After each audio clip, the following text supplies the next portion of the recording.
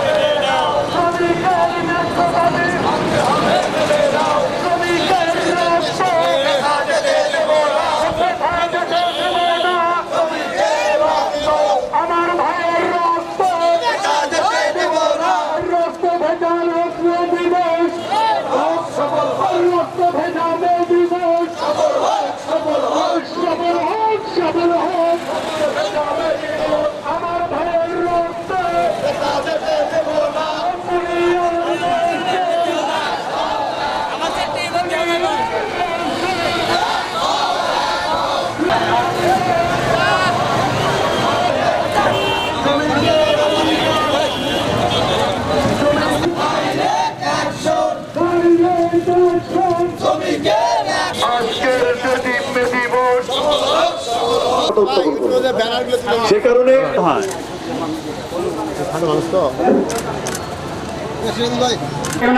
উপদেষ্টা জানালেন সহ বিভিন্ন সংগঠনের নেতৃবৃন্দ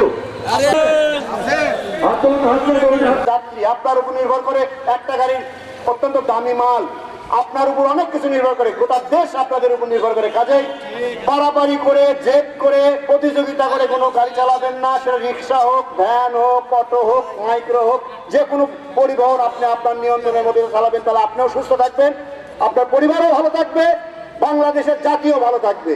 এই কথা বলে সকলের সুখ শান্তি সমৃদ্ধি সুস্বাস্থ্য এবং আগামী দিনে আপনাদের ৭৮ সালের শিকাগো আমেরিকার শিকাগো শহরে 1886 সালের আমেরিকার শিকাগো শহরে যে শ্রমিক আন্দোলন হয়েছিল শ্রমিকদের ৮ ঘন্টার কাজের দাবিতে, তৎকালীন সরকার স্বৈরের শাসকরা এই দাবি মানতে পারেননি, যে কারণে তাদের উপর নির্যাতন করেছেন, গুলিবর্ষণ করেছেন এবং অসংখ্য শ্রমিকদেরকে হত্যা করেছেন।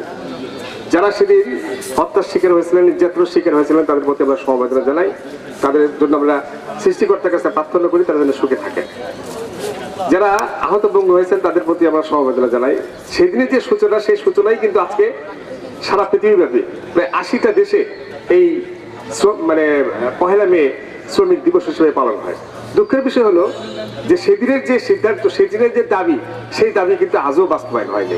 এটা অত্যন্ত দুঃখজনক, কষ্টকর। আমি বলতে চাই সংক্ষেপে, শিকার হবার এই জন্যই কিন্তু আন্দোলন হয়েছে এবং সেই আন্দোলনের ফলেই কিন্তু আজকে অন্তর্বর্তীকালীন সরকার। আমরা আশা করি, প্রত্যাশা করি যে শ্রমজীবী মানুষরা যেহেতু দেশের একটা ভাগ্য পরিবর্তন করতে পারে, তাদের ব্যাপারে অবশ্যই সজাগ দৃষ্টি রাখতে হবে এবং তাদের ব্যাপারে চিন্তা ভাবনা করতে হবে। আমরা চাই যে অন্তর্বর্তীকালীন সরকারের মাধ্যমে এই শ্রমিকদের ন্যায্য অধিকারের যে বিষয়গুলো আছে, বিশেষ করে আমি বলবো যে সকল প্রতিষ্ঠানে ডে কেয়ার সেন্টার চালু করতে হবে, আউটসোর্সিং বন্ধ করে স্থায়ী পদ সৃষ্টি করতে হবে। এখানে আমরা দেখি যে সরকার আউটসোর্সিং মানে এই যে টেম্পোরারি বেসিসে কিছু মানুষ নিয়োগ করে, কিন্তু পার্মানেন্ট পোস্ট থাকার পরেও সেখানে টেম্পোরারি নিয়োগ দেওয়া হচ্ছে। আমরা বলতে চাই যে এখানে স্থায়ী পোস্ট, স্থায়ী পদ সৃষ্টি করতে হবে। অবাধ ও গণতান্ত্রিক ট্রেড ইউনিয়নের অধিকার নিশ্চিত করতে হবে, নারী শ্রমিকদের মাতৃকালীন সুরক্ষা নিশ্চিত করতে হবে, শ্রমিক হত্যার বিচার করতে হবে, শ্রমিক নির্যাতন বন্ধ করতে হবে, জাতীয় ন্যূনতম মজুরি ৩০,০০০ টাকা নির্ধারণ করতে হবে, মিনিমাম ৩০,০০০ টাকা নির্ধারণ করতে হবে, জাতীয় পরিষেবা আইন সহ সকল কালাকানুন বাতিল করতে হবে, খাদ্য নিত্য পণ্যের দাম কমাতে হবে, শ্রমিক বাঁচাতে হবে, মানুষ বাঁচাতে হবে। বর্তমান সরকারকে অবশ্যই এই বিষয়গুলো ভেবে দেখতে হবে।